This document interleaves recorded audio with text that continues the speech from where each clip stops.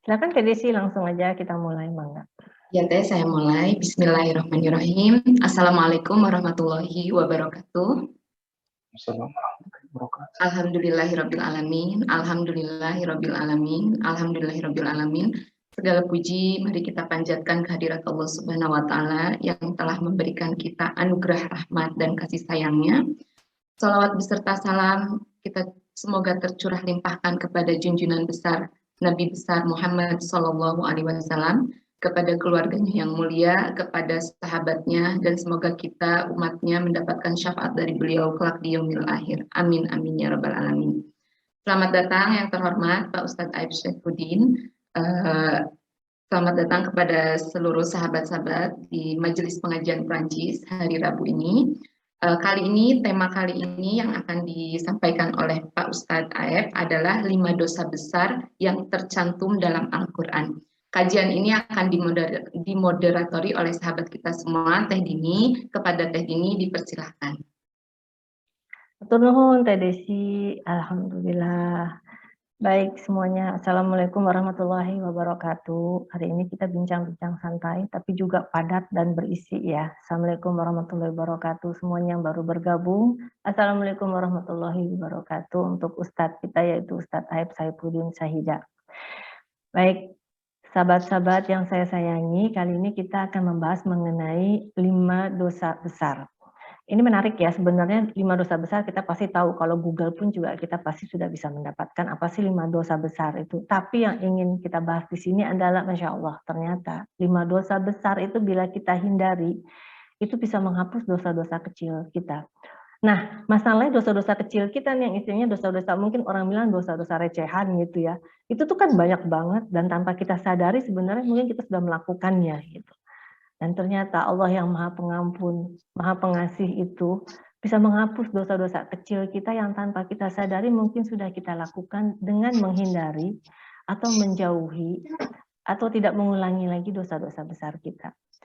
Untuk itu, kita langsung saja kepada Ustadz kita yaitu Ustadz Aib untuk membahas kajian ini. Mangga kepada Ustadz Aib. Baik, mangga Teh, terima kasih. Bismillahirrahmanirrahim. Assalamualaikum warahmatullahi wabarakatuh. Waalaikumsalam. Alhamdulillahirabbil alamin. Wassalatu wassalamu ala sayyidina Muhammadin wa ala alihi washabbihi ajma'in. Raditu billahi rabba wa bil islami dina wa bi Muhammadin nabiyyan wa rasula. Allahumma inna nas'aluka ilman nafi'a wa rizqan thayyiba wa amalan mutaqabbalan wa shifaa'an min kulli da'in wa saqamin bi rahmatika ya arhamar rahimin. Subhanaka la ilma lana illa ma 'allamtana innaka antal 'alimul hakim. Rabbana zidna 'ilman nafi'a. Allahumma rabbi shrah li sadri wa yassir li amri wahlul 'uqdatam min lisani yafqahu qawli.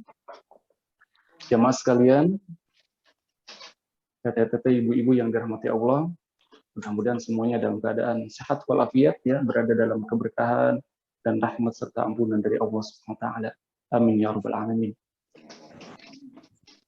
Kita bersyukur kepada Allah di hari ini bisa sama-sama kembali silaturahim melalui majelis virtual. Mudah-mudahan semua kita mendapatkan berkah silaturahim, usianya berkah, kemudian juga rezekinya berkah, dan kehidupan kita semuanya memperoleh keberkahan. Karena hakikatnya keberkahan adalah ziyadatul khair, kita bertambah kebaikan, ibadah semakin khusyuk, dan kita pun dijauhkan dari berbagai musibah dan juga berbagai dosa. Ketika kita mendengar ataupun mengucapkan kata dosa, itu adalah sesuatu yang kita ingin terhindar dari dosa, tetapi ada kalanya memang dalam kehidupan keseharian kita sebagai manusia yang Allah ciptakan dalam keadaan keluh kesah dan salah dan lupa, maka dosa ini ada kalanya kita melakukannya baik secara sadar ataupun tidak sadar, ataupun yang kita ketahui ataupun tidak kita ketahui. Dan hikmahnya adalah supaya kita semua senantiasa kembali kepada Allah, karena Allah itu adalah Maha Pengampun. Maka sebagaimana yang sudah tadi disampaikan, insya Allah di kesempatan ini kita akan sama-sama membahas dan nanti bisa kita diskusikan sebuah tema terkait dengan dosa, ya. Dan kita lebih fokus membahas kepada dosa besar. Ya mas sekalian, teteh-teteh dan ibu-ibu yang dirahmati Allah,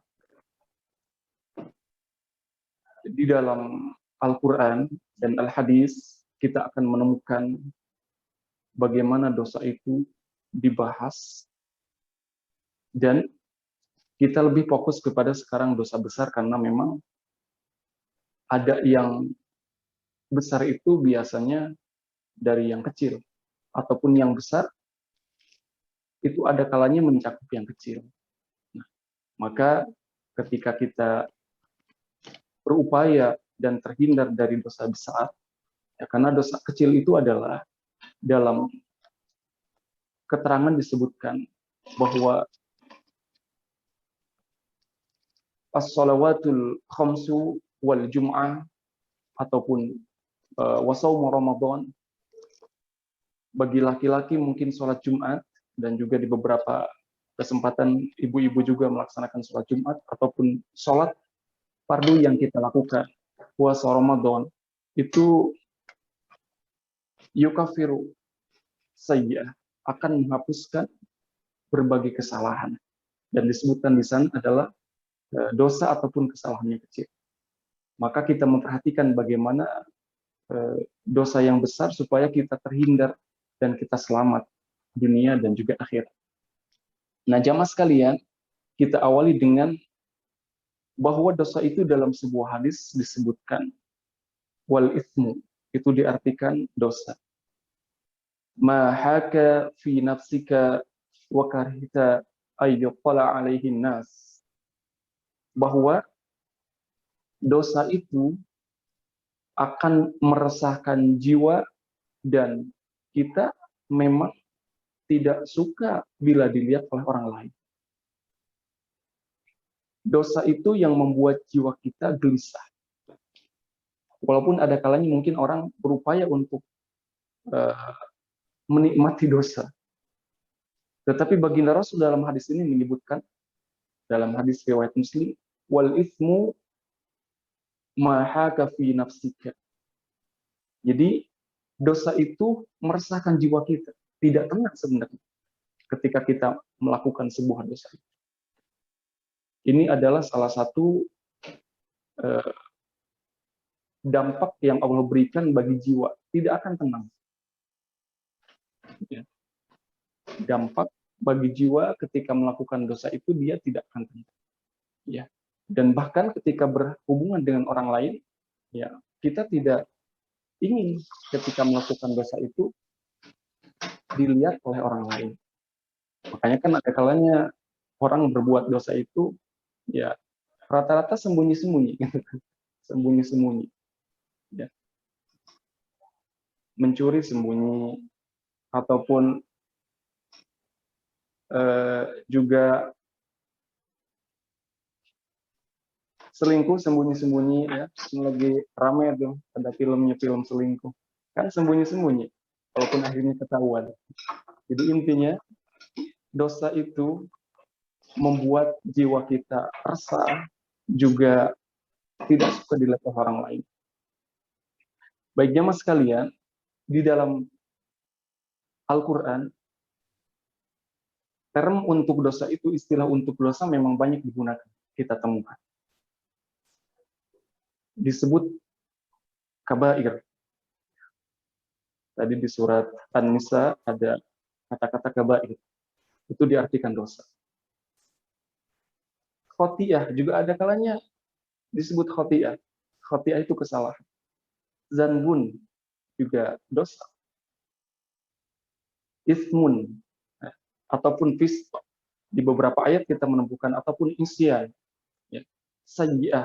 Nah, kata-kata ini semua digunakan oleh Al-Quran untuk menyatakan sesuatu sikap dan perbuatan manusia yang bersifat pelanggaran terhadap moral dan hukum Allah, hukum hukum Tuhan.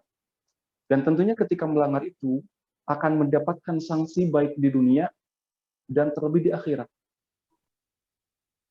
Ketika berbicara tentang azab itu ada dalam surat Al-Qalam, wal azabul akhirati akbaru law kanu ya'lamun. Siksa akhirat itu lebih besar kalau kalian mengetahui, kata Allah. Ya, karena tadi pembangkangan, karena ini bentuk dari pembangkangan terhadap perintah Sang Pencipta Allah Subhanahu wa taala. Nah, jadi kita menemukan memang di dalam Al-Qur'an kata-kata untuk istilah untuk dosa itu ada beberapa bahasa Arabnya. Ya. Dan pangkal daripada dosa yang dilakukan itu sebenarnya hanya dua. Meninggalkan perintah, bahasa Arabnya tark, ma'mur, ataupun mengerjakan larangan. Ya. Fi'alil mahdur. Jadi dosa itu ketika meninggalkan perintah, Allah perintahkan untuk melaksanakan sesuatu yang diperintahkan. Allah perintahkan sholat, Allah perintahkan zakat, tidak dikerjakan, dosa. Ataupun mengerjakan yang dilarang. Allah suruh meninggalkan perjudian ataupun minum yang memabukkan. Ya ayyuhalladzina amanu jtanibu katsiran minadh-dhann, ataupun berprasangka yang jelek kepada orang lain. Ya, Allah suruh tinggalkan dan dilakukan, itu menjadi sebuah dosa. Jadi pangkal daripada dosa ini adalah meninggalkan yang diperintahkan dan mengerjakan yang dilarang. Itu dosa. Nah, maka kita kesempatan kali ini akan bahas tentang dosa besar. Di dalam Al-Quran ataupun di beberapa hadis disebutnya adalah kabair. Kabair itu dari kata-kata kabaro, besar. Jamaknya kabair. Ya. Karena memang kita dikasih judul di sini membahas 5 saja, walaupun saya membuat slide baru 3, gitu kan. Nanti kita bisa bahas. Nah, kemudian terkait dengan al-kabair, dosa besar ini memang ada sebuah buku yang menarik dikaji, itu yang ditulis oleh seorang ulama yang dikenal dengan kepintaran dan hafalannya luar biasa. Ya, dilahirkan di Ad-Dimashqi di Damaskus, dikenal dengan Imam Az-Zahabi. Zahab itu artinya emas, ya.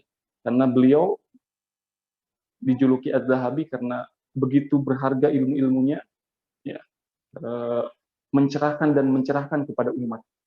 Makanya disebut Az-Zahabi. Nah, Imam Az-Zahabi ini memang menyebutkan di dalam kitabnya bahwa al-kabair, dosa yang besar, dosa besar itu sampai 70 memang banyak. Ataupun dalam hadis nanti kita akan melihat ada 7. Ya. Tetapi nanti bagaimana dosa itu, ya, Ibnu Abbas sampai mengatakan bahwa terkait dengan dosa besar dan dosa kecil. Nah, di dalam surat An-Nisa ayat 31 ini berbicara tentang bagaimana kabair, dosa yang besar. A'udzubillahi minasyaitonirrajim. In tajtanibu kaba'ira ma tunhauna 'anhu nukaffir 'ankum sayyi'atikum wa nudkhilkum mudkhalan karima. Jika kamu menjauhi dosa-dosa besar, in tajtanibu kaba'ira, di antara dosa-dosa yang dilarang mengerjakannya, ma tunhauna 'anhu, niscaya kami hapus kesalahan-kesalahanmu dosa kecil. Nukaffir ankum sayyi'atikum, dan akhirnya wa nudkhilkum mudkhalan karima, dan kami akan masukkan, kata Allah, kamu ke tempat yang mulia, yaitu surga.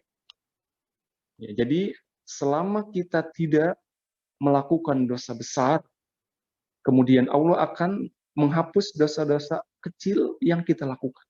Maka tadi di dalam hadis itu disebutkan bahwa sholat wajib yang kita lakukan, kemudian Jumat ke Jumat, dan puasa Ramadan, itu adalah nukaffir ankum sayyi'atikum, akan menghapus dosa. Di sini disebutkan dosa-dosa kecil.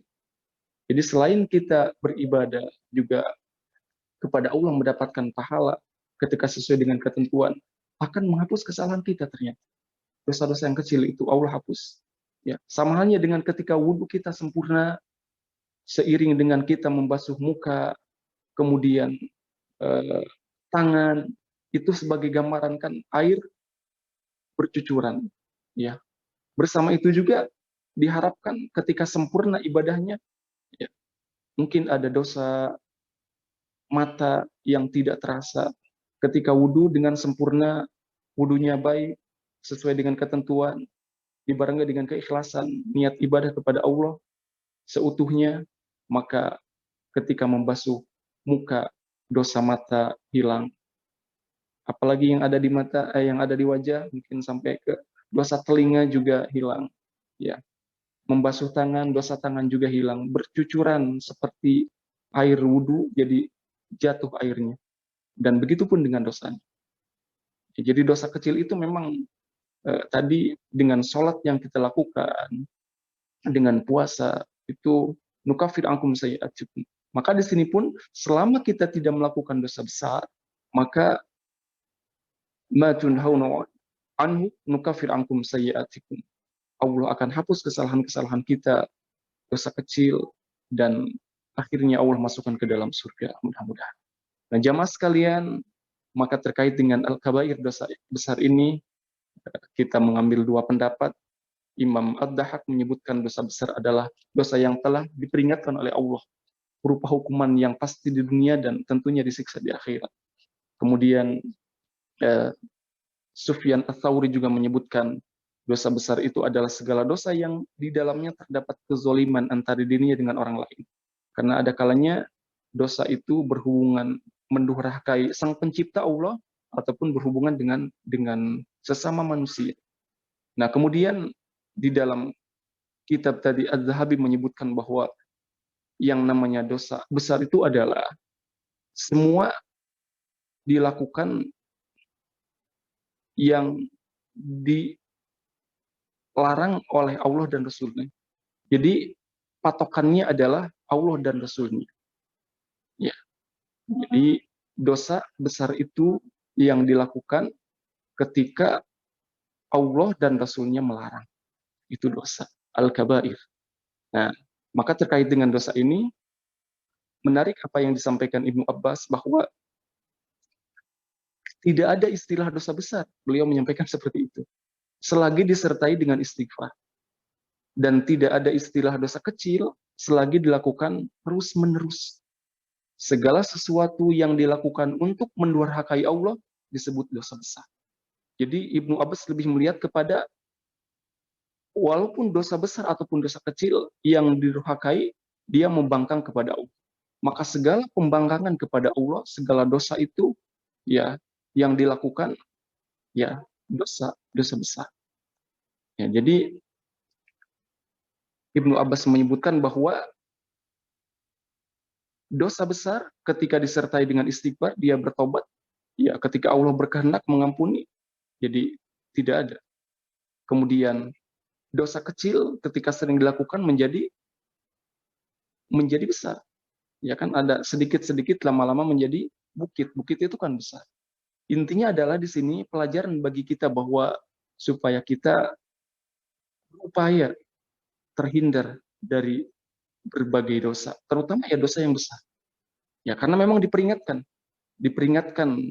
di dalam Al-Quran, juga disebutkan di dalam hadis bagaimana kita jangan sampai terjerumus ke dalam dosa besar. Salah satunya hadis yang diriwayatkan oleh Imam Bukhari Muslim. Ya, di sini disebutkan ada 7 yang membahayakan. An Abi Hurairah radhiyallahu anhu anin Nabi sallallahu alaihi wasallam qala. Ya. Abu Hurairah radhiyallahu anhu dari Nabi Muhammad sallallahu alaihi wasallam, beliau bersabda. Baginda Rasul menyebutkan bersabda, ijtanibus sab'al mubiqat. Ya. Jauhilah 7 dosa yang membinasakan.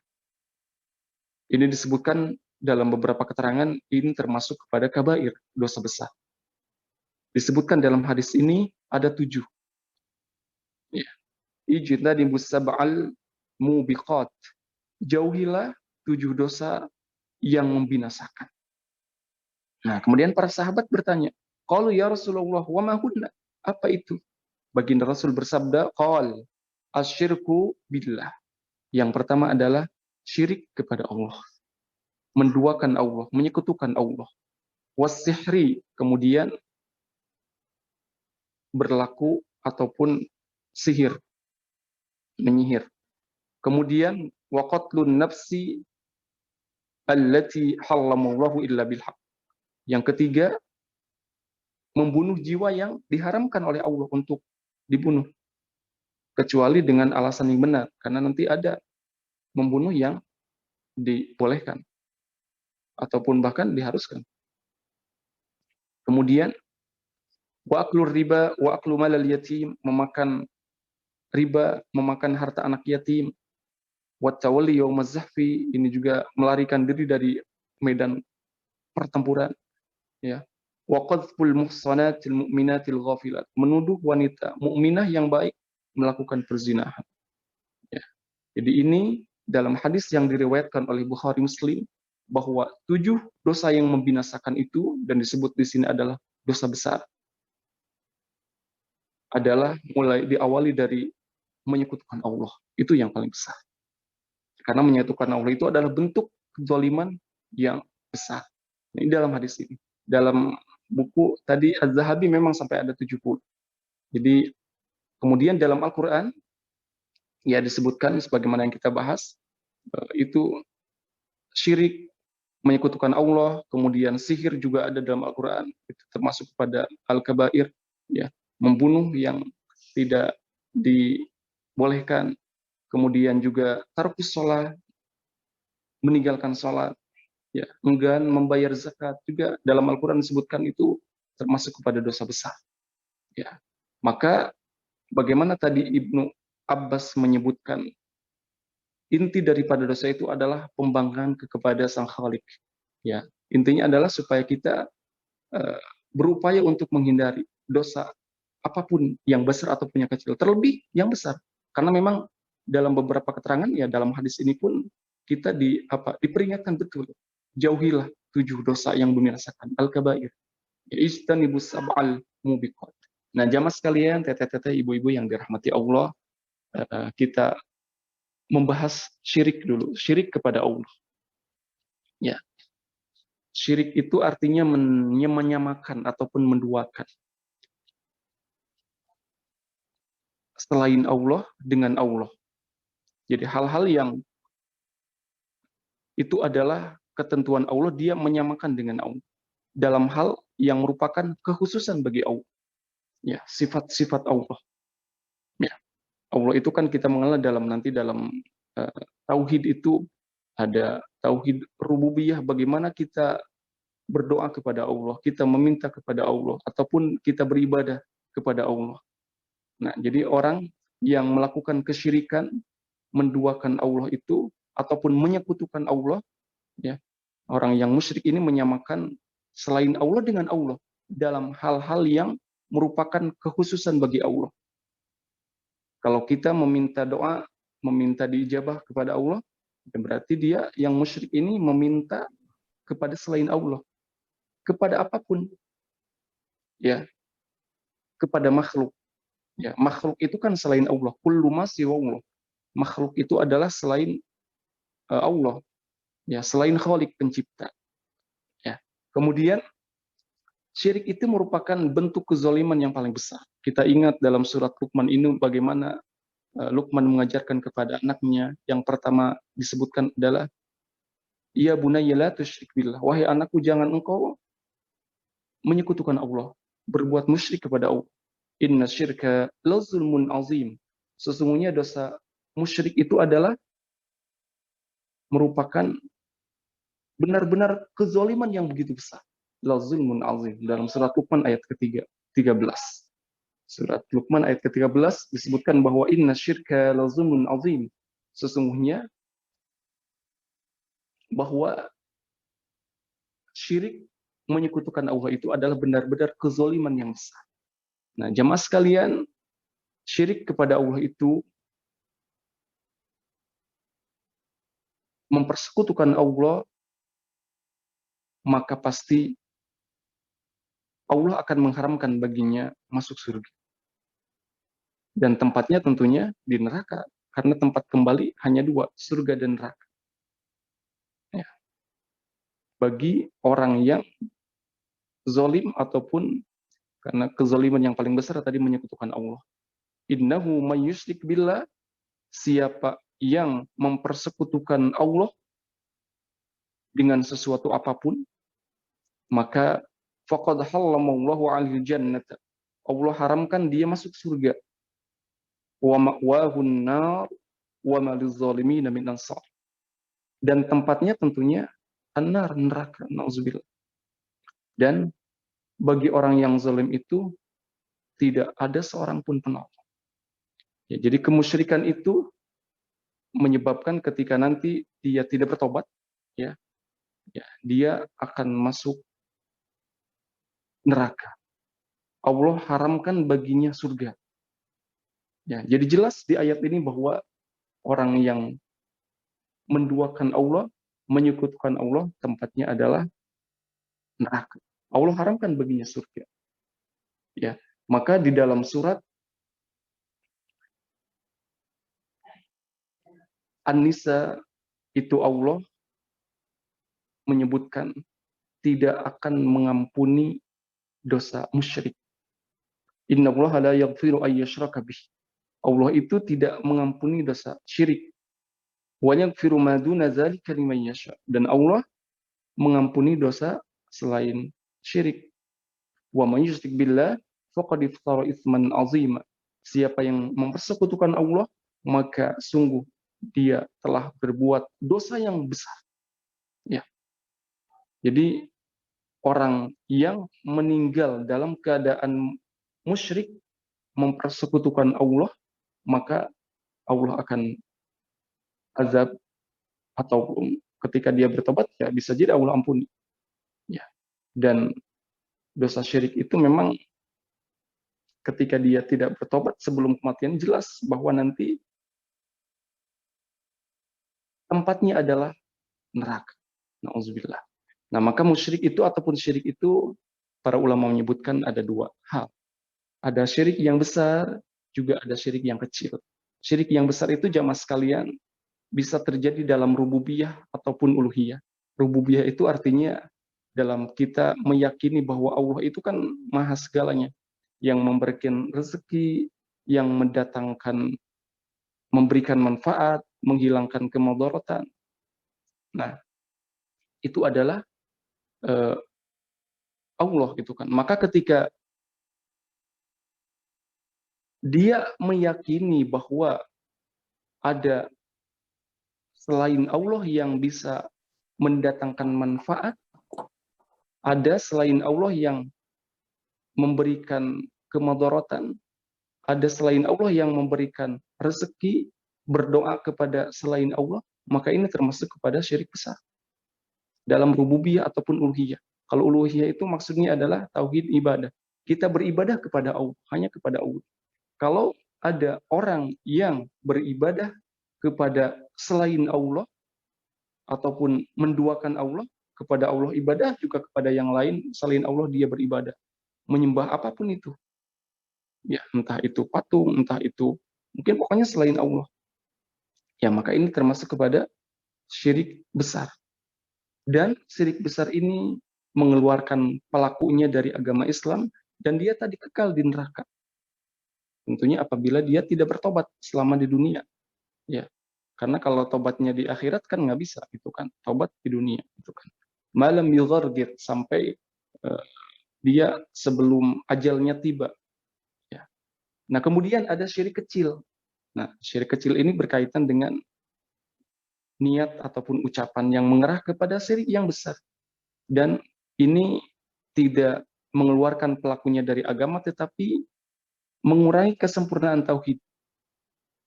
Dan lama-lama dikhawatirkan ya kepada syirik besar gitu kan.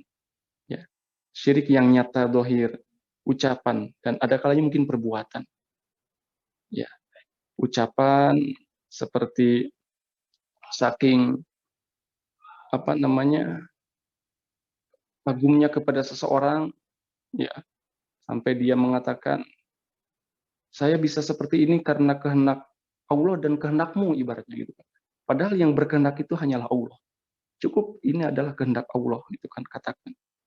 Nah, jadi memang di dalam kata-kata ataupun, kita di dalam keseharian ya, keseharian mungkin ungkapan makanya bagaimana keyakinan kita itu senantiasa, eee, diingatkan gitu kan.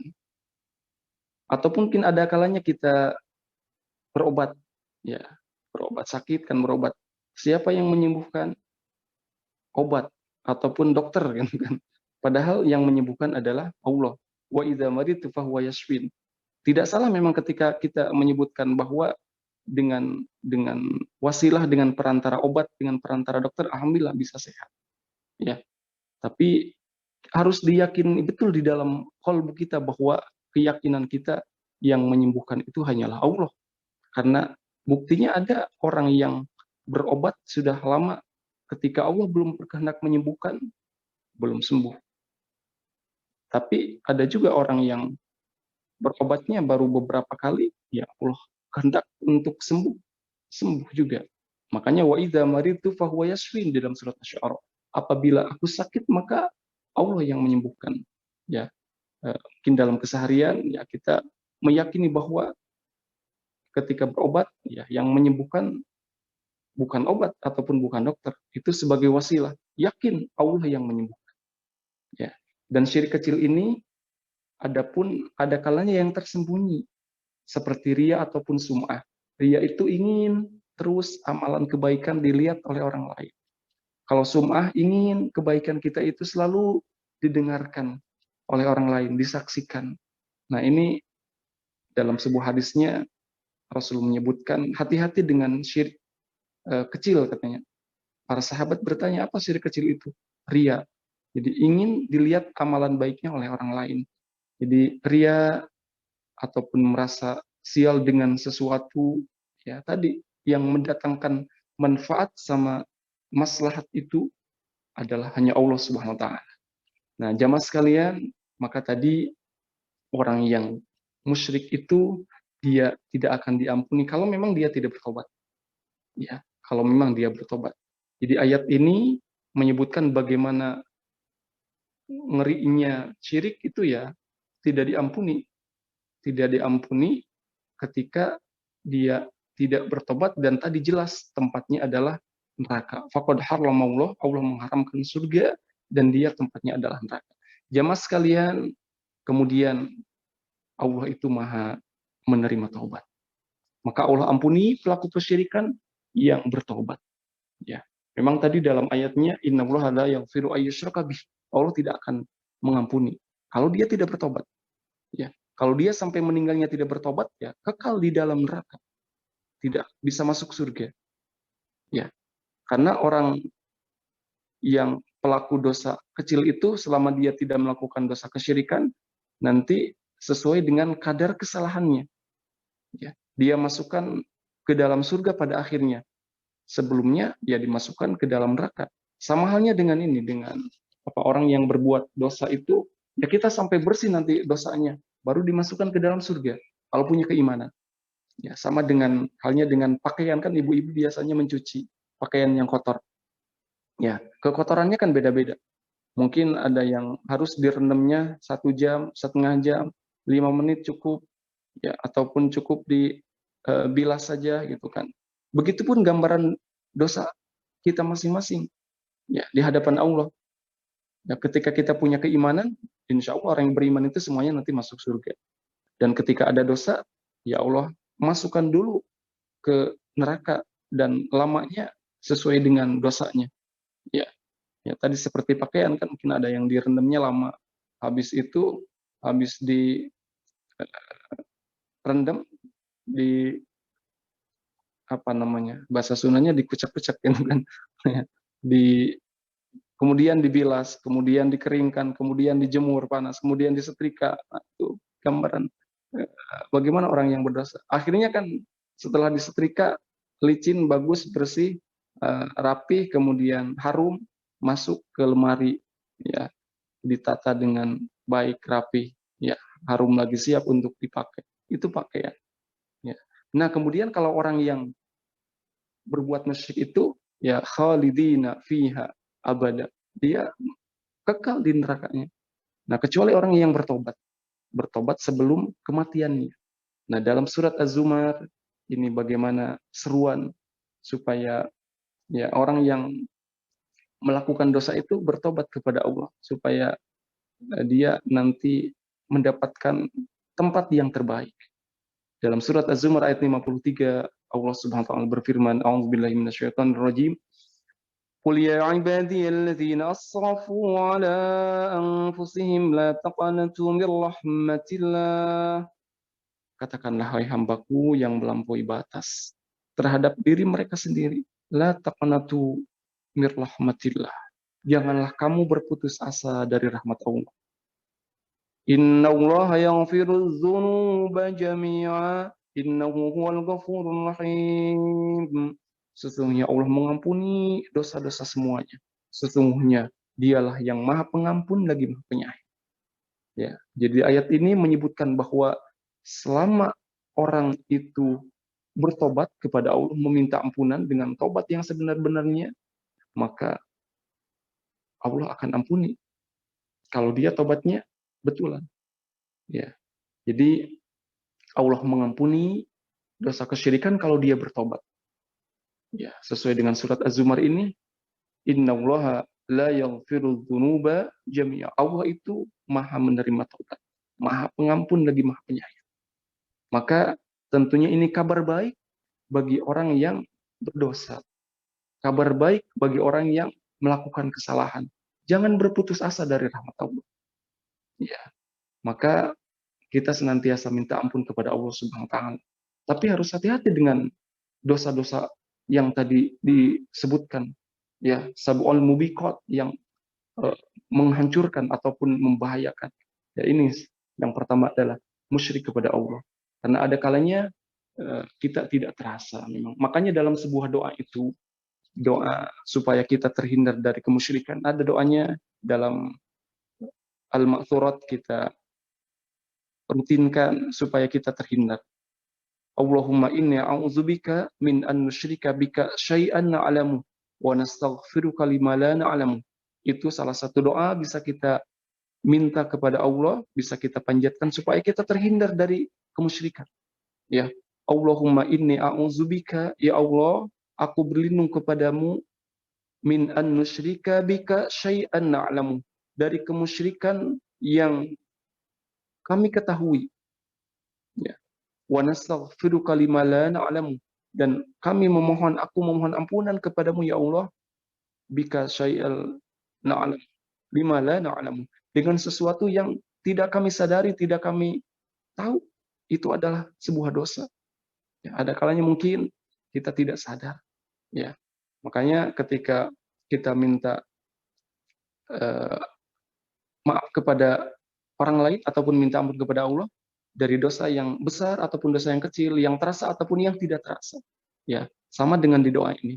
Ya, Allahumma inni a'udzubika min an nusyrika bika syai'an na'lamu wa nastaghfiruka lima la na'lamu. Kita meminta perlindungan kepada Allah dari kemusyrikan yang kita sadari atau tidak kita sadari. Ini salah satu doanya. Ya, jadi mudah-mudahan kita semua jamaah sekalian, teteh-teteh, ibu-ibu yang dirahmati Allah, terhindar dari berbuat kemusyrikan ini, karena dosa kemusyrikan termasuk kepada kabair, dosa besar, dan itu ketika tidak bertobat kekal nanti di neraka, nauzubillah. Dan namanya kekal tidak ada ujungnya. Ya, di dunia saja ketika kita mengalami ketidaknyamanan, ya terasa lama memang.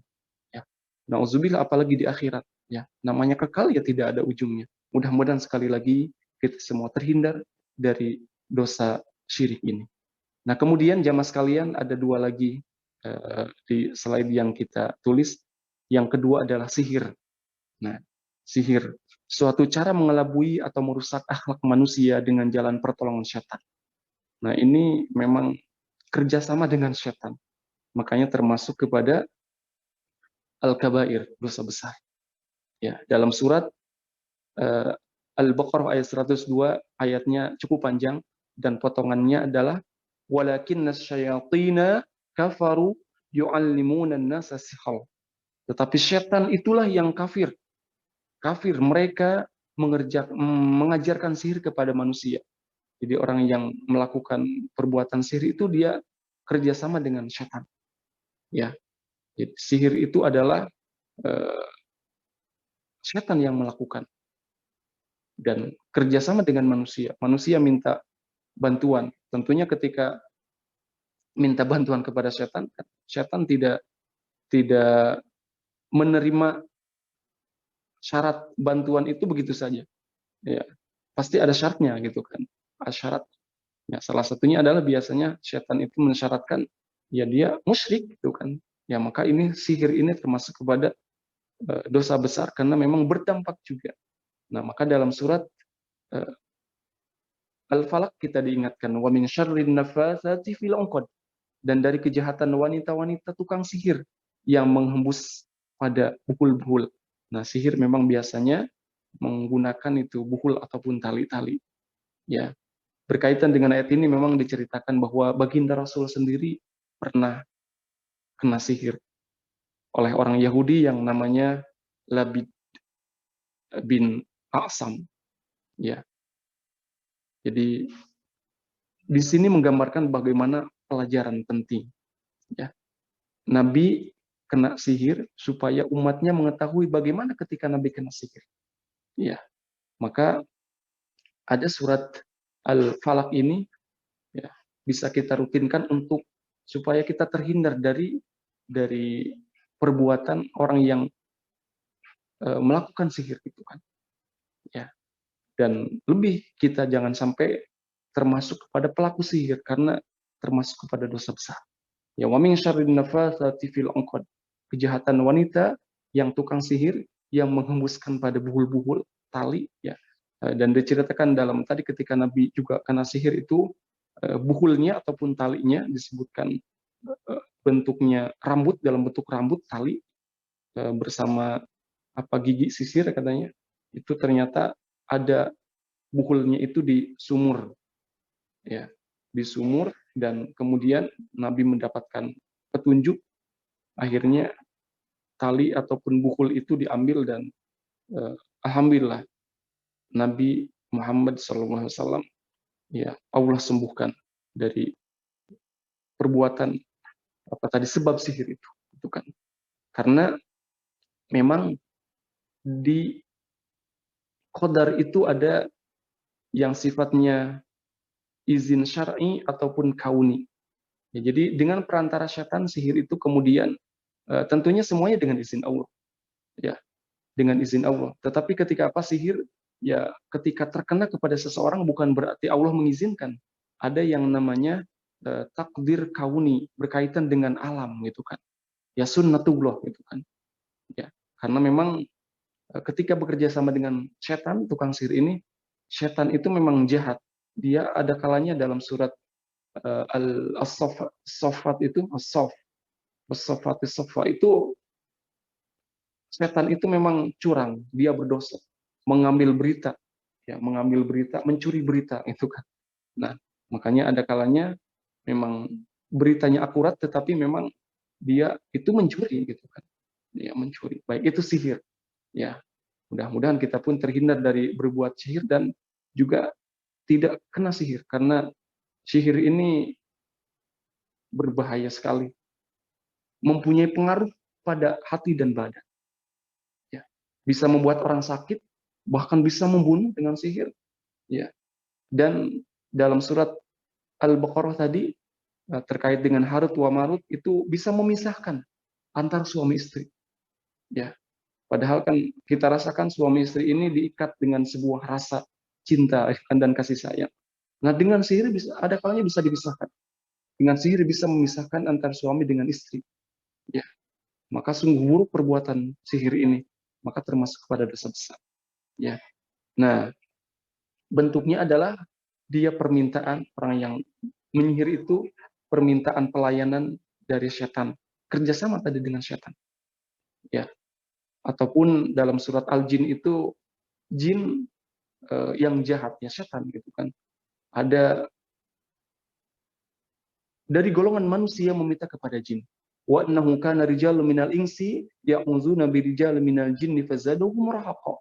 Ya akhirnya fazaduhum rahaqa menjadi uh, sebuah bentuk kerjasama dan akhirnya dosa gitu kan. Ya.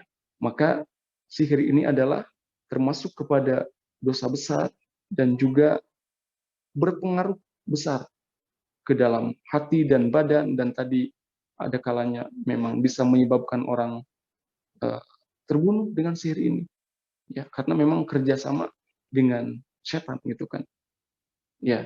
Dan yang kedua, pengakuan mengetahui yang gaib, pengakuan berserikat dengan Allah, dalam artian bahwa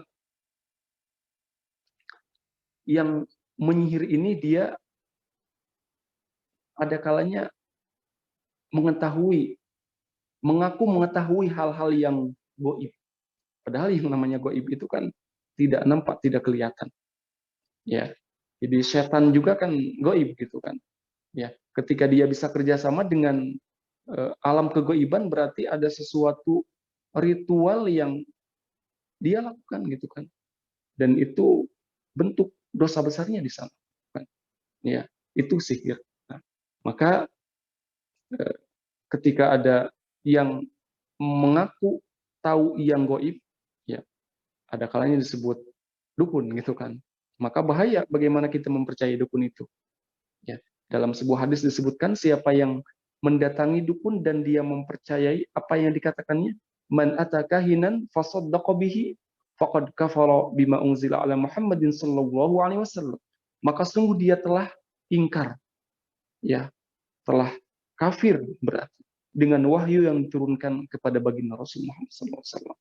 Maka kalau ada orang yang sok tahu, mengakui mengetahui yang gaib, ya dia berarti kabarnya dari setan gitu kan, karena yang mengetahui yang gaib hanyalah Allah gitu kan.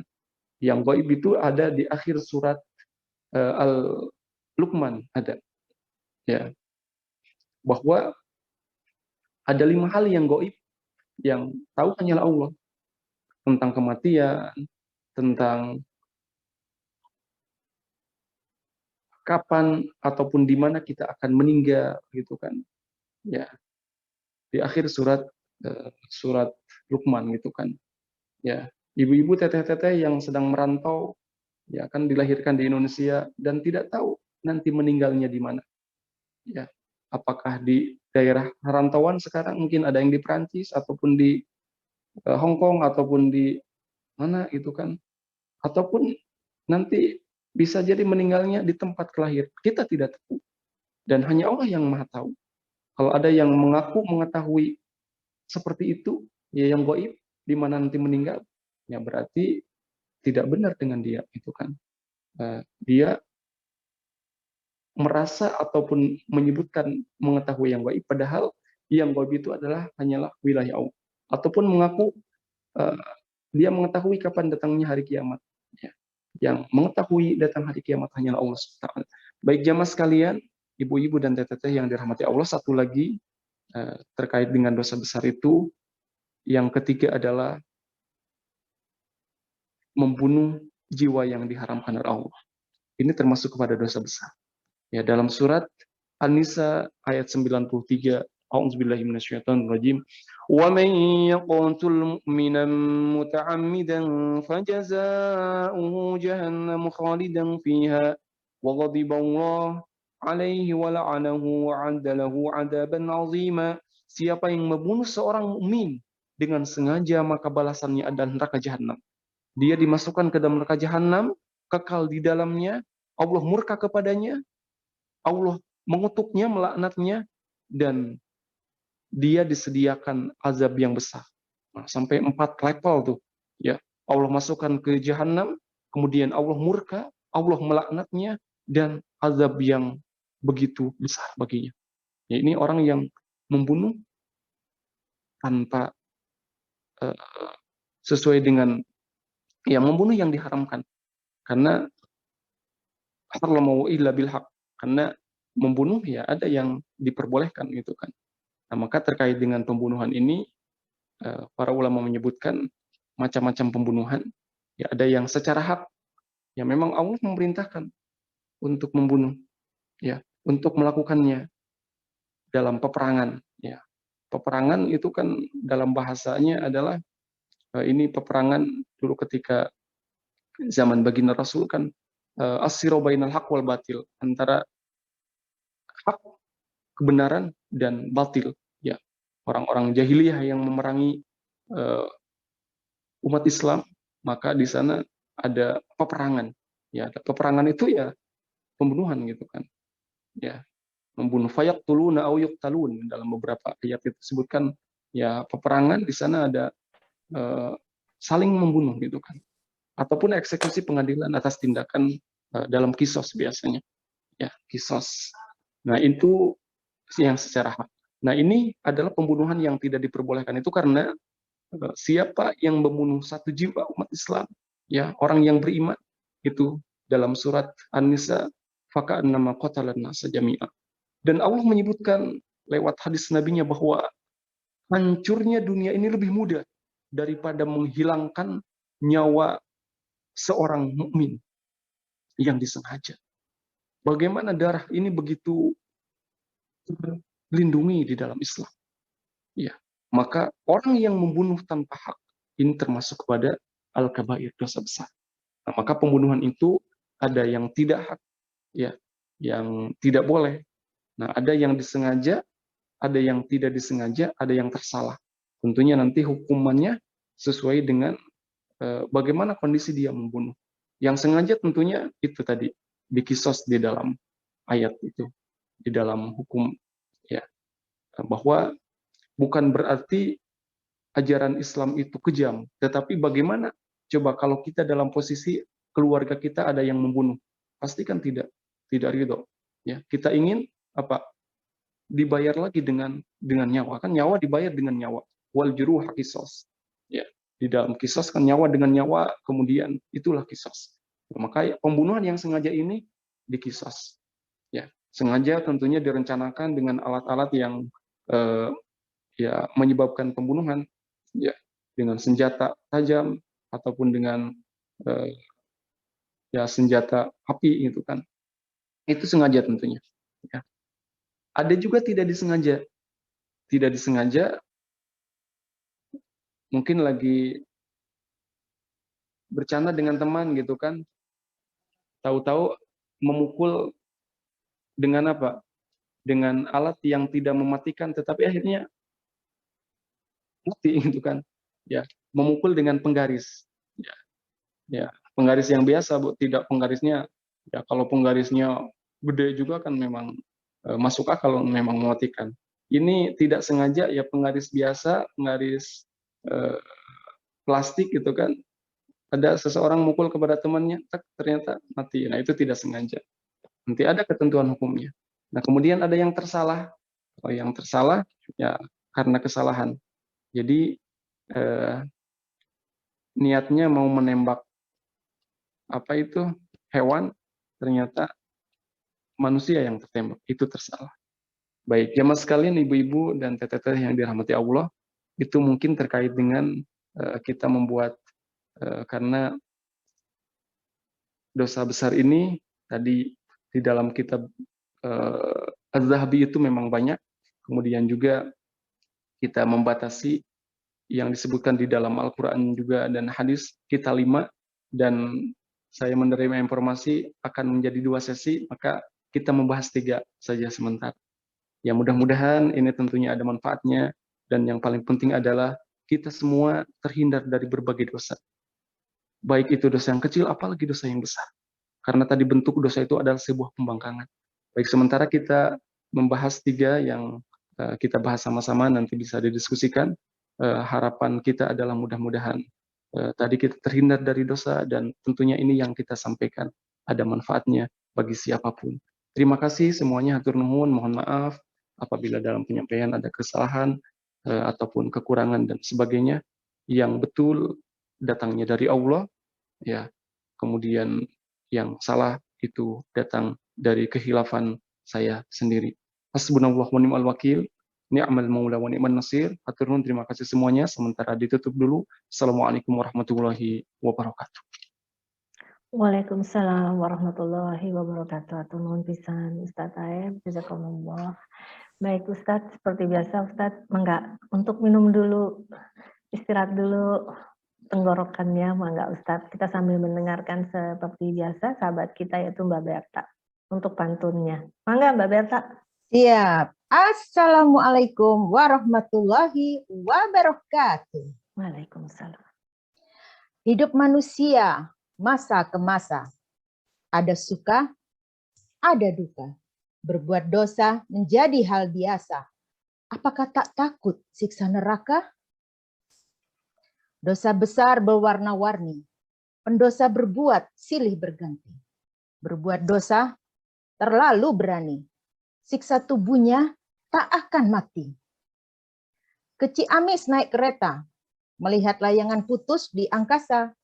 Orang menangis karena putus cinta, tapi tak menangis karena dosa.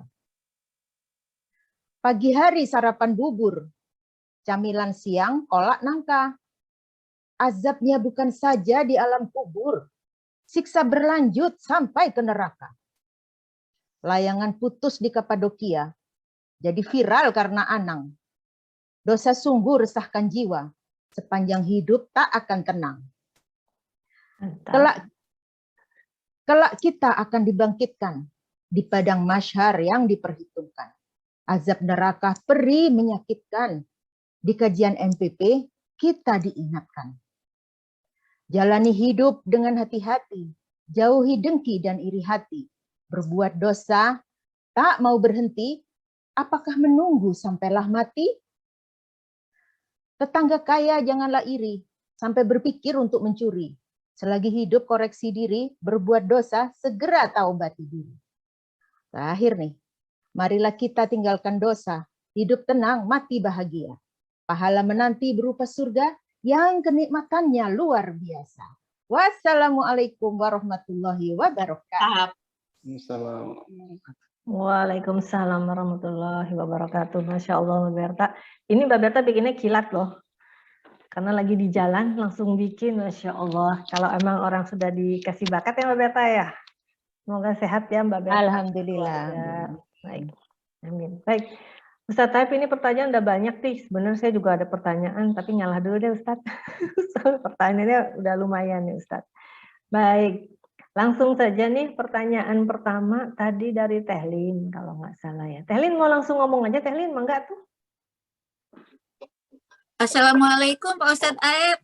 Waalaikumsalam. Alhamdulillah, alhamdulillah. Alhamdulillah pangesto hatur nuhun. Iya Pak Ustadz, satu pertanyaan. Ini yang sering saya rasakan ya Pak Ustadz, namanya juga wanita berumah tangga. Sering ngeluh gitu loh. Nah, apakah mengeluh itu salah satu tanda-tanda syirik ya?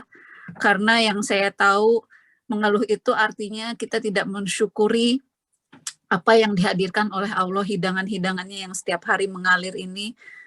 Ya kadang terbawa emosi juga ya Pak Ustadz gitu. Emosi itu entah emosi yang bergejolak ataupun yang istilahnya halus-halus saja gitu. Jadi keluhannya pun halus. Gimana nih, apakah itu termasuk syirik Pak Ustadz kalau kita mengeluh dalam hati? Apakah sama juga kalau misalnya kita juga mengeluhnya kepada Allah ya? Kalau kepada, biasanya kan kalau mengeluh dalam istilah sekarang misalnya curhat gitu ya. Apakah itu termasuk syirik Pak? Gitu. Mohon pencerahannya, hatur nuhun. Baik, terima kasih hatur nuhun Bu Lin ya. Dalam surat Al-Ma'arij ayat yang ke-19 memang disebutkan innal insana khuliqa halu'a. Manusia itu diciptakan bersifat suka mengeluh. Idza massahu syarru jazua. Ya, apabila ditimpa kesusahan, dia berkeluh kesah. Wa idza massahul khairu manu'a. Apabila dia mendapat kebaikan, ya dia kikir gitu kan. Ya, biasanya mengeluh kepada hal-hal yang ya tidak disukai gitu kan. Ya. Ya, kalau tadi memang disebutkan kurang bersyukur, Ya memang itulah gambarannya. Kalau orang kurang bersyukur, yang ada mengeluh gitu kan. Ya, ada apa yang ada, katanya kan dalam lirik lagu itu ada apa yang ada jarang disyukuri, apa yang tiada sering dirisaukan. Nah, jadi yang ada jarang disyukuri, yang tiada dirisaukan. Ya. Jadi dan memang manusia disebutkan suka mengeluh. Ya. Tadi idza massahu syarru jazua wa idza massahul khairu manu'a. Nah, menarik ke ayat selanjutnya. Ini saya kira sebagai terapinya, ya, supaya kita tidak mengeluh. Illal musalli alladzina hum ala salatihim daimun. Kecuali orang yang senantiasa sholat, ya, yang dawam dalam sholatnya, ya, yang senantiasa sholat, mendirikan sholat. Walladzina fi amwalihim haqqum ma'lum. Kemudian dalam hartanya ada bagian orang lain yang harus diberikan. Lisa'il wal mahrum, kepada orang yang membutuhkan, yang meminta ataupun yang tidak meminta. Walladzina yusaddiquna biyaumiddin, dan orang yang membenarkan kepada hari nanti pembalasan, hari ad-din, ya, maliki yaumiddin kan, nanti hari kiamat. Walladzina hum min 'adzabi rabbihim musyfiqun. Kemudian juga orang yang takut terhadap azab Tuhannya, ya. Ketika takut terhadap siksa azab Tuhan, itu siksa itu daripada dosa. Makanya berupaya untuk menghindar kepada dosa. Inna 'adzab rabbihim ghairu ma'mun. Karena azab Allah itu, adab Rabb itu adalah tidak ada seorang pun yang bisa aman. Ketika Allah berkehendak untuk mengadabnya, ya tidak bisa aman, itu kan. Walladzina hum li furujihim hafidun, orang yang menjaga farjnya, kemaluannya, kecuali kepada yang boleh, gitu kan, kepada pasangannya, ya. Walladzina hum li amanatihim wa 'ahdihim ra'un, orang yang amanah, menepati janjinya, ya. Ulaika fi jannatin mukramun, itu pada akhirnya, ya. Ulaika fi jannatin mukramun, ayat 35-nya terakhir. Mereka itulah dimuliakan di dalam surga. Jadi memang keluh kesah itu manusiawi.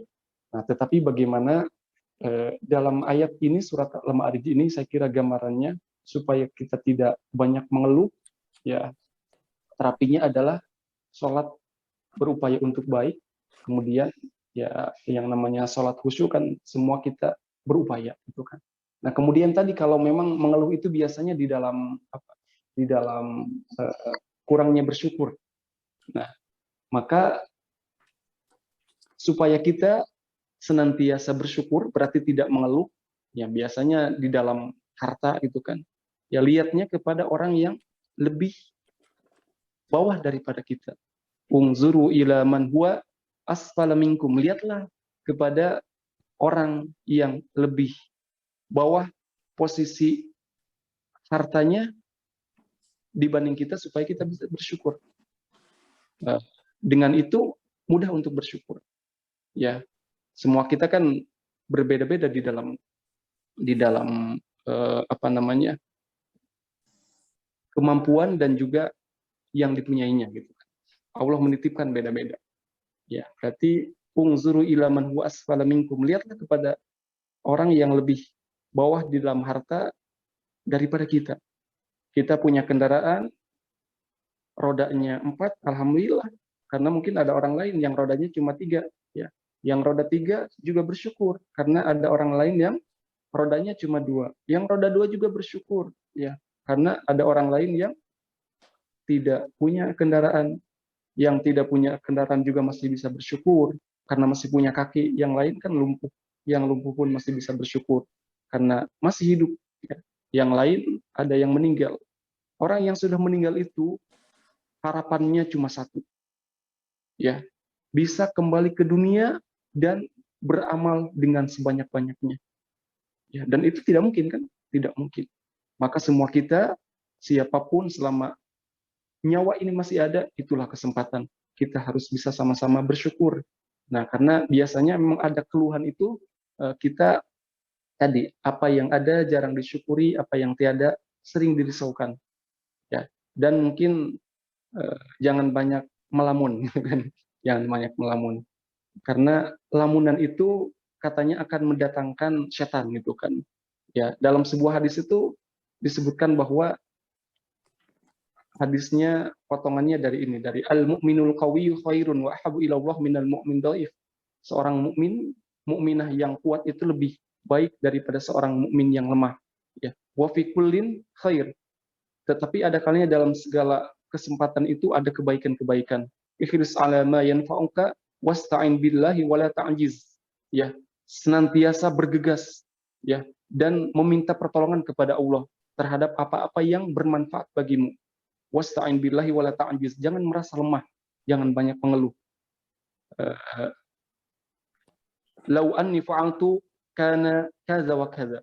Jangan sampai sering mengatakan kalau saya bisa seperti ini, kalau saya tadi begini, mungkin hasilnya gini gini gini. Jangan, katanya, tinggalkan. Fa inna lau taftahu amal syaitan. Karena banyak ngalau itu kan, kalau saya gini-gini banyak ya berandai-andai itu membukakan pintunya setan. Ya, jadi tapi saya kira itu tadi di surat pelajaran bagi kita semua bahwa memang manusia banyak berkeluh kesah, ya, ada kalanya kikir ketika diberikan kebahagiaan nikmat gitu kan, dan sering mengeluh lebih banyak apabila ditimpa tadi ketidaknyamanan.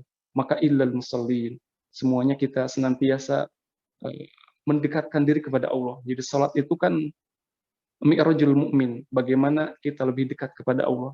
Ya, mudah-mudahan itu Ibu Lin, kita semua senantiasa sehat dan senantiasa bersyukur kepada Allah. Dengan syukur itu kita semakin banyak nikmat yang kita terima dan kita semua terhindar dari sifat keluh kesah, sehingga kita betul-betul menikmati apa yang kita rasakan ini. Ya, seperti itu mungkin. Ya, hatur nuhun Pak Ustadz. Amin amin doanya. Hatur nuhun. Baik Pak Ustadz, langsung pertanyaan berikutnya ya Pak Ustadz. Assalamualaikum Ustadz, apakah cara bertobat syirik besar sama dengan syirik kecil? Kadang tanpa kita sadari melakukan syirik kecil dan kita sadar, cukupkah kita hanya berucap astagfirullahaladzim atau kita harus sholat taubat? Nah ini, enggak Ustadz. Ya, baik. Pertanyaan dari Teh Neni. Tadi ada slide terakhir sebenarnya, karena tadi belum tuntas, baru 3, tapi slide pamungkasnya sudah dibuat, tapi tadi belum sudah ada bocorannya ya Ustadz ya, buat minggu berikutnya. Slide terakhir ini kalau tidak salah, nah ini, manusia tempat salah dan lupa. Biasakan kita bertobat, minta ampun kepada Allah. Dalam surat An-Nahl itu disebutkan, sungguh Tuhanmu mengampuni orang yang mengerjakan kesalahan. Ya. Karena kebodohannya. Ada kalanya kan mungkin kesalahan yang dilakukan itu karena memang kebodohan. Kemudian mereka bertobat setelah itu dan memperbaiki dirinya. Ya, sungguh Tuhanmu setelah itu benar-benar Maha Pengampun, Maha Penyayang. Ini ayat lain yang menyebutkan bahwa Allah itu ya Maha Penerima Taubat. Kalau ada orang yang mengerjakan kesalahan dengan kebodohannya karena tidak taunya, ya Allah menerima taubat kalau dia mau bertobat. Tsumma inna rabbaka lilladzina 'amilus su'a bijahalatin tsumma tabu min ba'di dzalika wa aslahu inna rabbaka min ba'diha laghafurur rahim. Ya. Nah, kemudian disebutkan bahwa ada syaratnya supaya tobat kita itu benar-benar. Kalau dalam bahasa Al-Qur'an kan taubatan nasuha, tobat yang sebenar-benarnya, bukan tobat sambal kan. Misalnya kita paling enak makan sambal ya. Ketika pedas kan rasanya kapok, tapi pas lain waktu makan lagi gitu kan. Tobat sambal. Nah, syarat tobat itu berhenti berbuat kesalahan, kemudian menyesali, sungguh-sungguh tidak akan mengulangi. Kemudian kalau ada yang berkaitan dengan hak adami sesama manusia, ya dikembalikan. Ya, kalau ada kezaliman dengan orang lain. Nah, kemudian terkait dengan apa? Dengan dosa tadi, dosa besar dan dosa kecil. Kalau dosa besar, ya tanda orang taubat dengan sebenarnya adalah dia buktikan. Ya, makanya ada yang namanya minta ampunan dan sholat sunnah taubat. Itu salah satu apa? Upaya dan membuktikan keseriusan dia taubat gitu kan. Ya karena berhenti melakukan berbuat kesalahan, syarat ini kan menyesali sungguh-sungguh, tidak mengulangi. Itu harus dibuktikan dan harus ada tandanya gitu kan. Ya. Makanya ada syaratnya ya kan di dalam tobat ini. Ya. Tadi kalau dosa besar ya dengan sholat sunnah taubat ya. Sholat sunnah taubat intinya adalah ya minta ampun kepada Allah. Banyak di sana beristighfar. Nah, kemudian bagaimana dengan dosa yang tadi dalam doa tadi kan dengan yang sesuatu dosa yang kita sadar ataupun tidak sadar, 5 na'lamu wa la na'lamu gitu kan. Maka bagaimana baginda Rasul itu mencontohkan kepada kita. Rasul itu kan sudah jelas-jelas diampuni dosanya. Ya. Dan terjaga dalam surat Al-Fatah itu disebutkan taqaddama min dzambika wa ma ta'akhkhar. Rasul itu sudah diampuni dosanya, yang akan datang pun sudah diampuni. Tetapi bagaimana dalam sebuah hadis itu disebutkan bahwa Rasul senantiasa beristighfar sehari semalam itu minimal berapa? 70 marrah. Di hadis lain sampai 100 marrah, 70 kali minimal. Ya, minimal 70 kali. Berarti ini gambaran Rasul saja yang sudah nyata-nyata diampuni dosanya oleh Allah, itu beristighfar minimal sehari semalam 70 kali ataupun 100 kali. Kita yang belum ada jaminan, berarti harus lebih banyak istighfar. Ya, kan jadi walaupun tadi dosa kecil itu ketika kita beribadah dengan sempurna, ya dalam hadis bahwa sholat ke sholat, kemudian dari sholat ke sholat itu kan ada waktu, ya, sholat duhur ke sholat asar. Ya, selama kita tidak melakukan dosa besar, itu rentang waktu antara sholat duhur kepada sholat asar kita melakukan dosa kecil, yaitu ketika sholatnya Allah terima, seiring dengan itu terhapus juga kesalahannya. Ya, jadi bagaimana supaya kita kan apalagi dengan dosa yang kita tidak tahu gitu kan, tidak sadar gitu kan, tidak sadar ini dosa gitu kan. Karena contohnya dosa apa tuh? Dosa mata ibaratnya. Ya, karena dalam Al-Qur'an ada ya'lamu kha'inatal a'yuni wa ma tukhfis sudur. Allah yang Maha mengetahui bagaimana tatapan apa mata ini. Karena ketika kita menatap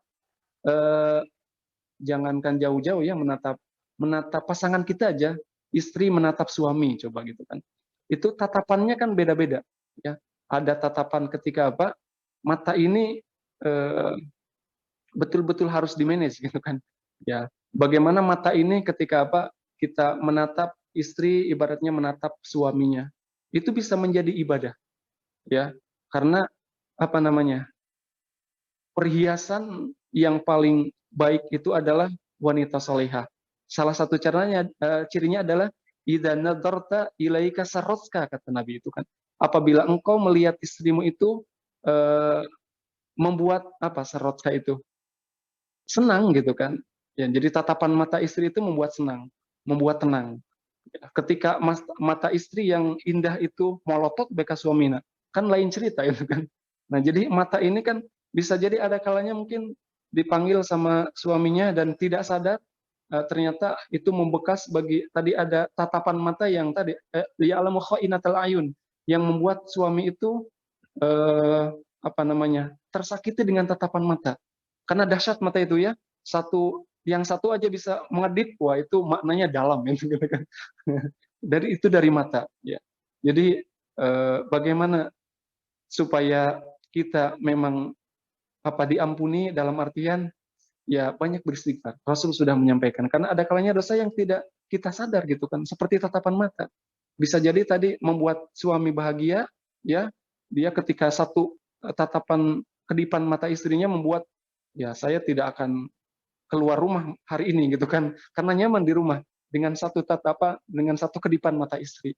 Tapi bisa jadi dengan satu polototan itu kan dia nanti tidak pulang 1 minggu gitu kan. Nah, jadi begitulah, itu bisa jadi dosa yang ada kalanya kita tidak sadar gitu kan. Hal-hal yang menurut kita kecil gitu kan, sepele.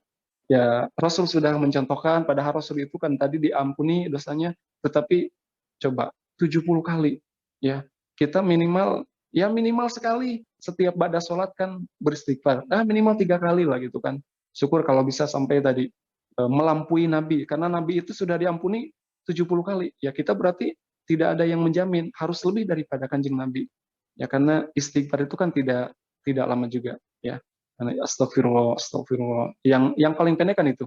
Astagfirullahalazim. Paling cuma berapa detik. 1 menit kita bisa mengucapkan sampai 50-60 kali. Ya, berarti kalau 70 kali cukup 2 menit. Ya, 2 menit. Insya Allah ketika kita banyak beristighfar, ya seiring juga Allah memberikan ampunan kepada kita. Demikian yang bertanya, mudah-mudahan kita senantiasa ingat kepada Allah dan banyak mengucapkan istighfar, karena memang dosa kita itu ada kalanya memang tidak terasa. Ya, tidak terasa. Makanya iringi semuanya dengan istighfar. Insya Allah yukaffiru anhu sayyi'atikum, Allah menghapus kesalahan. Sama dengan ketika kita menuliskan salah, hapuskan tidak ada itu kan. Ya begitulah istighfar. Kita dawamkan sehingga kita kembali nanti kepada Allah dengan kolbu, dengan jiwa-jiwa yang suci. Illa man atallaha biqalbin salim. Ya suci di sini adalah suci tidak ada dosa gitu kan. Karena Allah menyukai orang-orang yang senantiasa bertobat dan mensucikan diri. Ya sebagaimana ibu-ibu suka memakai pakaian dan kita semua suka memakai pakaian yang bersih, yang wangi, begitupun kesucian diri kita adalah dengan apa? Dengan banyak meminta ampun kepada Allah dengan tobat.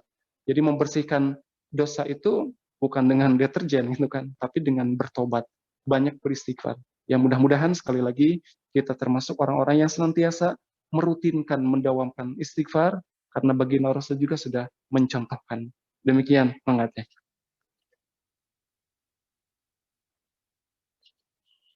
Baik Ustadz, Masya Allah.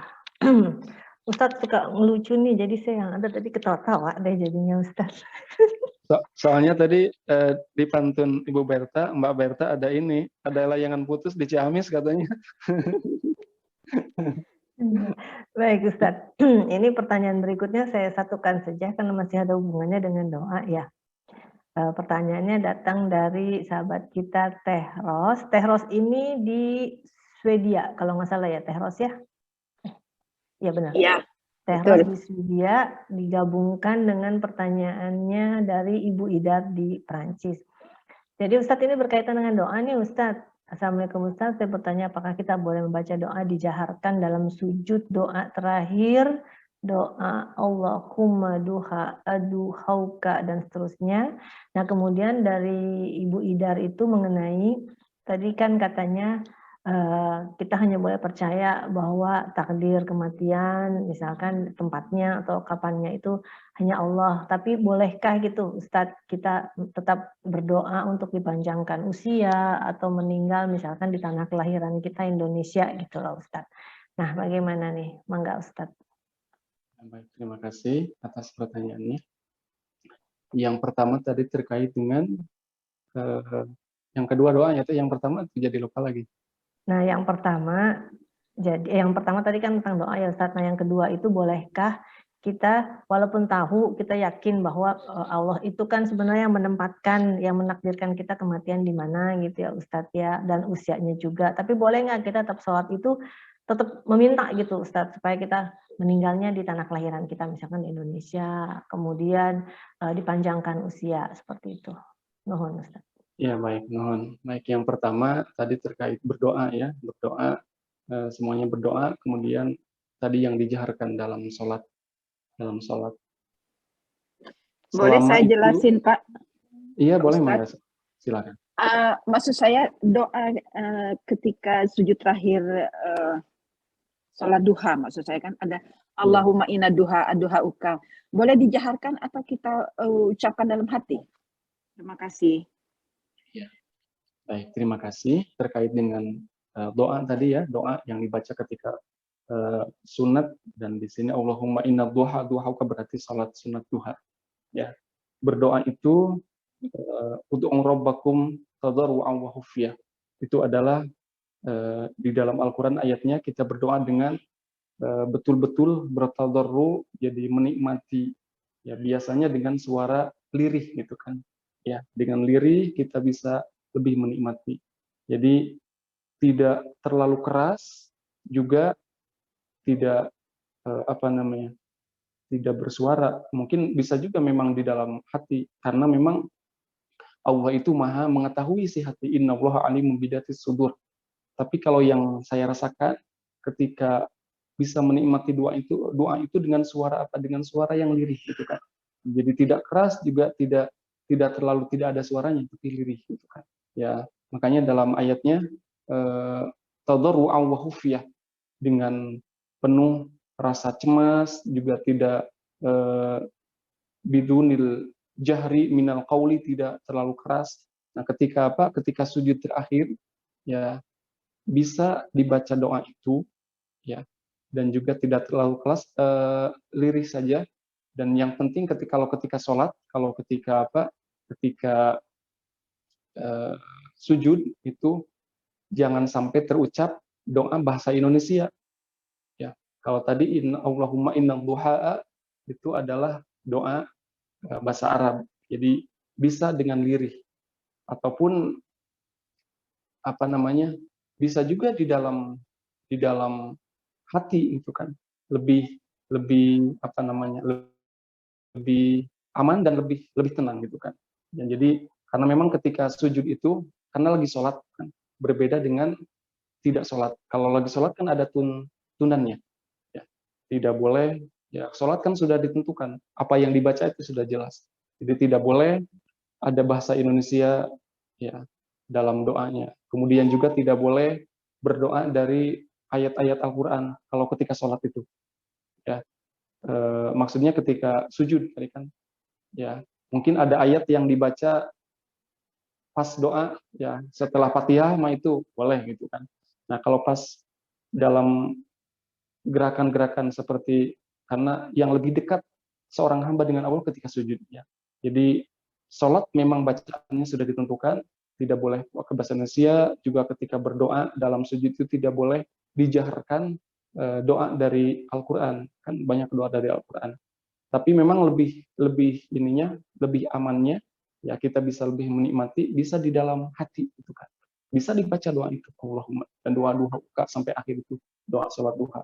Ya, karena memang ketika sujud terakhir itu ada sebuah kedekatan dengan itu. Jadi lebih aman, lebih nyaman, supaya karena dalam sholat ada tuntutannya, supaya kita terhindar dari hal-hal yang tidak seharusnya. Nah, bisa di dalam qalbu, di dalam hati.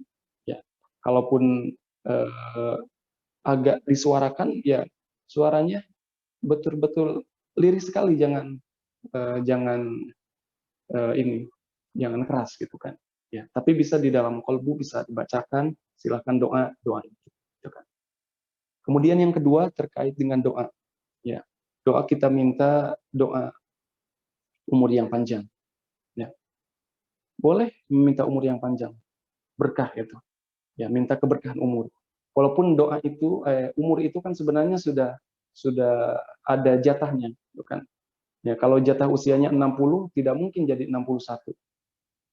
Nah, maksud minta umur yang panjang itu berkah. Jadi karena sebaik-baik manusia adalah ketika para sahabat bertanya, ini Abu Bakar yang bertanya kepada Kanjeng Nabi. Ya.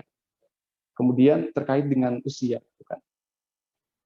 Nabi menyampaikan bahwa yang baik itu adalah man tala umruhu wa hasuna amalu. Yang panjang usianya dan baik juga amalnya. Ya. Dan yang paling jelek itu adalah man tala umruhu wa sayyi'u amalu. Yang panjang usianya dan jelek amalnya. Nah, maksud panjang di sini adalah keberkahan usia. Karena tadi kita semuanya sudah ada takdirnya. Ya, sudah ada jatahnya usianya. Kalau 60 ya tidak mungkin jadi 62. Ya. Tetapi bagaimana panjang usia ini keberkahan. Karena bisa jadi ada orang 24 jam ini dia bisa mengurus rumah tangganya, bisa mengurus warganya, bisa mengurus negara. Tapi ada juga orang yang 24 jam ini ngurus dirinya sendiri aja tidak bisa, gitu kan. Ini terkait dengan usia panjang ataupun berkah usia ini, gitu kan. Ya. Jadi berkah usia adalah supaya kita gunakan usia yang ada ini di dalam kebaikan dan nanti menjadi sebaik-baik manusia. Qala umruhu, panjang usianya dan baik amalnya. Ini yang kita minta. Ya. Kemudian bagaimana kita, bolehkah kita meminta usia panjang? Ya, boleh. Dan tadi minta keberkahan dari usia. Allahumma qawwil wa barik umri, ya Allah, berkahilah, panjangkanlah. Panjang di sini adalah berkah. Karena tadi pada hakikatnya ya sudah ada jatahnya. Ya, karena dengan keberkahan itu ya kita bisa banyak lebih berbuat kebaikan. Ya. Tadi itu berkaitan dengan ngurus diri ataupun juga di dalam harta ibaratnya. Ya. Dengan uang 100.000 selama 1 jam, ada orang bisa menggunakannya untuk ibadah, untuk keberkahan. Dia berikan kepada orang yang membutuhkan, ya, sesuai dengan kebutuhannya. Ada juga orang yang 1 jam itu uang 100.000 dia gunakan untuk kemaksiatan. Nah, ini berarti berkaitan dengan 1 jam itu berkaitan dengan uang, ya, ada keberkahan, ya, menggunakan yang kita punya, gitu kan. Nah, jadi berkah di sini dan kita diajarkan untuk meminta usia yang berkah. Ya. Kemudian juga tadi ingin meninggal akhir hayat, ya, di tempat yang baik. Makanya ada yang namanya husnul khotimah, ya, akhir yang baik. Nah, ini berkaitan juga dengan tempat sebenarnya, gitu kan. Karena seseorang itu meninggal ada kalanya sesuai dengan apa yang sering dia lakukan, aktivitasnya apa. Kan kita menyaksikan kan, ada kalanya pesepak bola meninggal di lapangan hijau. Ada kalanya orang yang pembalap meninggal di tempat pembalapan. Ada kalanya orang yang rajin sholat meninggal di tempat sholat. Nah, ada kalanya memang orang itu meninggal sesuai dengan kebiasaannya.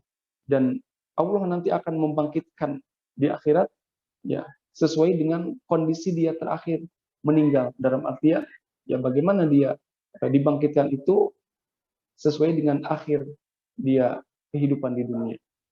Nah, maka terkait husnul khotimah ini sebenarnya juga berkaitan dengan tempat. Ya, kita meminta ya Allah, Allahumma inni as'aluka husnul khotimah, ya Allah, aku minta kepadamu akhir yang baik. Ya, saya kira akhir yang baik ini juga berkaitan dengan tempat. Karena kalau orang yang meninggal di tempat yang baik di masjid berbeda kan dengan orang yang meninggal di tempat kemaksiatan, ibaratnya di tempat perjudian. Walaupun bisa jadi, ya, ada orang yang meninggal di tempat perjudian itu dia lagi berdakwah mengingatkan yang berjudi, bisa jadi. Tetapi secara kebiasaan, ya, kalau orang berada di masjid, ya dia sering ke masjid berarti. Kalau orang berada di tempat yang tidak baik, tempat perjudian, ibaratnya tempat judi, ya berarti dia melakukan itu. Ya, jadi kita meminta kepada Allah keberkahan usia, juga husnul khotimah, juga berkaitan dengan tempat. Atau mungkin ada juga yang walaupun tadi yang mengetahui kapan dan di mana kita meninggal hanyalah Allah, tapi mungkin juga ada di antara kita yang sudah mempersiapkan tempat untuk meninggalnya nanti. Saya ingin kalau saya meninggal ingin kubur di sini, gitu kan. Ya, nggak apa-apa, gitu kan. Ya, walaupun nanti Allah yang menentukan. Siapa tahu dia meninggalnya lagi berkunjung ke saudaranya yang jauh, kemudian akhirnya dimakamkan di sana. Ya, jadi kita minta kepada Allah keberkahan usia, dalam artian ya panjang usia itu berkah. Ya, digunakan di dalam kebaikan. Karena tadi yang baik itu adalah yang panjang usianya dan digunakan di dalam kebaikan. Wa hasuna amali. Ya. Dan kemudian tadi terkait dengan berdoa, ya, lebih amannya, lebih bisa menikmatinya bisa di dalam qalbu kita, ya, ketika kita sholat, ya, karena sholat itu memang ada ketentuan-ketentuan yang dibaca di dalam sholat, ya, karena memang mungkin di antara kita ada yang menikmati betul ketika sujud, maka bisa di sana berdoa ketika sujud, dan yang penting jangan dijaharkan, apalagi doa-doa yang bukan bahasa Arab dan dari Al-Quran itu yang kita tahu, ya. Jadi bisa di dalam qalbu supaya kita lebih bisa menikmati, bisa meresapi, gitu kan, lebih khusyuk. Demikian mungkin yang bisa disampaikan. Mangga, hatur nuhun.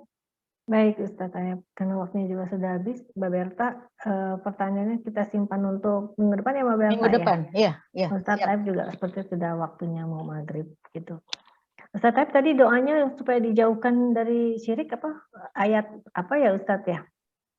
Itu ada di doa maksur di dalam hadis Allahumma inni a'udzubika, atau nanti kita apa namanya, kita kirimkan insyaallah. Allahumma inni a'udzubika min an nusyrika bika syai'an na'lamu wa nastaghfiruka lima la na'lamu.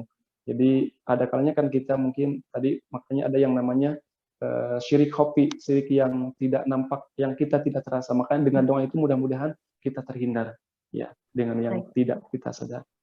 Insyaallah nanti kita. Baik Ustadz Ayub. Untuk itu maka kita tutup dulu untuk sesi pertama mengenai dosa besar. Insya Allah kita akan lanjutkan untuk minggu depan ya Ustadz Ayub ya. Insya Allah minggu depan tanggal berapa ya itu, hitung-hitungan aja deh, saya juga lupa. Pokoknya Rabu depan itu kita akan sambung mengenai dosa besar. Alhamdulillahirrahmanirrahim. Acaranya sudah berakhir untuk kajian kali ini. Seperti biasa Ustadz, sebelum ditutup oleh TDC, minta doanya dulu Ustadz. Mangga Ustadz. Baik, alhamdulillah kita sampai penghujung, sama-sama kita berdoa. Mudah-mudahan kita semua senantiasa sehat walafiat. Kalau ada tetangga, keluarga, sahabat tercinta kita yang sakit, kita doakan mudah-mudahan Allah angkat penyakitnya. Oh iya dan Allah Ustadz, lupa dipotong. Ada ini sahabat kita TDC Ustadz, anggota ayahnya wafat beberapa hari yang lalu, juga mohon doanya Ustadz. Mbak Susi juga anaknya positif kan? Mbak Susi anaknya lagi sakit. Kalau yang TDC ini memang anggota kita dan ada keluarga juga kalau nggak salah di Ciamis gitu Ustadz. Jadi mohon doanya Ustadz untuk yang sedang dalam bela sungkawa dan juga yang sedang sakit COVID. Nuhun Ustadz. Ya, yang meninggal, yang wafat, boleh tahu namanya ada? TDC, mangga. Ustadz, nama bapak saya Bapak Udin Rasudin bin Usman. Udin Rasudin, baik. Baik, jamaah sekalian sama-sama kita berdoa. Mudah-mudahan Allah senantiasa melindungi dan memberikan petunjuknya kepada kita semua. Amin ya rabbal alamin. Allahumma shalli ala habibina wa syafi'ina wa dhuhlina Muhammad. Wa radiyallahu tabaraka wa ta'ala an kulli sahabati Rasulillah ajma'in. Amin ya rabbal alamin. Alhamdulillah, alhamdulillah. Alhamdulillah rabbil alamin. Ala kulli halin wa ni'matin ya rabb. Allahumma inna nas'aluka salamatan fid din wa afiyatan fil jasad wa ziyadatan fil ilmi wa barakatan fil rizqi wa taubatan qabla al maut wa rahmatan 'inda al maut wa maghfiratan ba'da al maut. Allahumma hawwin 'alaina fi sakaratil maut wan najata minan nar wal afwa 'inda al hisab. Allahumma hdina wa hdi bina waj'alna sababan liman ihtada. Allahumma inna na'udzu bika min an nusyrika bika syai'an na'lamu wa nastaghfiruka ya rabb wa nastaghfiruka lima la na'lamu. Ya rabb, Allahumma ighfir lahu warhamhu wa'afi wa'fu anhu Bapak Udin. Allahumma ighfir lahu warhamhu wa'afi wa'fu anhu. Allahumma la tuhrimna ajrahu wa la taftinna ba'dahu ya rabb. Allahumma shfi mardana ya rabb, siapapun yang sakit di antara kami semua, Engkau berikan kesembuhan ya rabb. Allahumma shfi mardana ya rabb. Allahumma la tada' lana dhanban illa ghafratahu. Ampunilah dosa kami semua ya rabb. Wa la hamman illa farajtah. Berilah jalan keluar dari berbagai permasalahan yang ada ya rabb. Wa la hamman illa farajtah. Wa la daynan illa qadaitah. Wa la maridan illa syafaitah. ولا ميتا إلا رحمته ولا حاجة من حوائج الدنيا والآخرة إلا قضيتها ويسرتها يا أرحم الراحمين ويا أكرم الأكرمين. ربنا لا تزغ قلوبنا بعد إذ هديتنا وهب لنا من لدنك رحمة إنك أنت الوهاب. ربنا هب لنا من أزواجنا وذرياتنا قرة أعين واجعلنا للمتقين إماما. ربنا آتنا في الدنيا حسنة وفي الآخرة حسنة وقنا عذاب النار. سبحان ربك رب العزة عما يصفون وسلام على المرسلين والحمد لله رب العالمين. سبحانك اللهم وبحمدك أشهد أن لا إله إلا أنت astaghfiruka wa atubu ilaik. Mangga hatur nuhun, terima kasih semuanya. Assalamualaikum warahmatullahi wabarakatuh. Waalaikumsalam warahmatullahi wabarakatuh. Alhamdulillah, jazakumullah. Ustadz Aep, terima kasih untuk waktunya. Mangga kalau mau lanjut untuk salat maghrib. Insya Allah kita bertemu lagi. Mudah-mudahan Allah mengizinkan Rabu depan. Sekali lagi terima kasih Ustadz Aep. Barakallah. Hatur nuhun Pak Ustadz, barakallah. Baik, saya persilakan Terima Teh Desi kasih, Pak untuk menutup. Ustadz. Mangga Teh Desi. Alhamdulillahirobbilalamin. Terima kasih Pak Ustadz Aep doanya. Acara sudah sampai di akhir acara. Semoga apa yang disampaikan oleh Pak Ustadz Aep bermanfaat ilmunya untuk kita semua. Amin amin ya rabbal alamin. Mari kita tutup kajian ini dengan bacaan hamdalah bersama-sama. Alhamdulillah Alhamdulillahirabbil alamin. dan doa penutup majelis. Subhanakallahumma wa bihamdika asyhadu an la ilaha illa anta astaghfiruka wa atubu ilaik. Akhir kata mohon maaf lahir dan batin. Assalamualaikum warahmatullahi wabarakatuh. Waalaikumsalam. Terima kasih Teh Desi, Teh Dini. Terima kasih, Teh Desi. Terima kasih semuanya. Nuhun semua. Assalamualaikum. Waalaikumsalam. Terima kasih. Izin pamit. Mangga. Pamit juga. Insya Allah kita ketemu Rabu depannya Ibu-Ibu. Insya Allah.